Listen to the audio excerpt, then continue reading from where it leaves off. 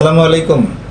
শিশু বাচ্চা, বড় মানুষ যারা সেফটি পিন ইউজ করেন, বিশেষ করে মেয়েরা খুব সাবধানে থাকবেন। কারণ এটা এত ছোট জিনিস যে মুখের ভিতর নিয়ে যখন ওড়নাটা বাঁধতে যান, তখন অনেক সময় দেখা যায় যে গলার ভিতর দিয়ে এটা ঢুকে যেতে পারে।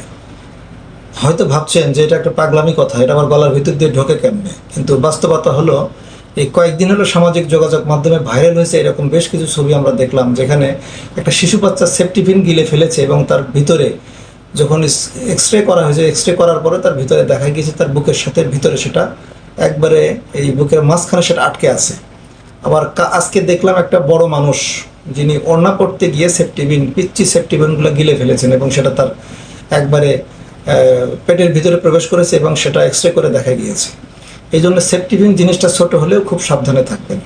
ব্যবহার করার সময় মুখে কোনোভাবেই নেবেন না। আর বাচ্চাদের থেকে সেফটি পিন কেন, ছোট যে কোনো জিনিস, বিশেষ করে ধারালো জিনিস সাবধানে রাখবেন।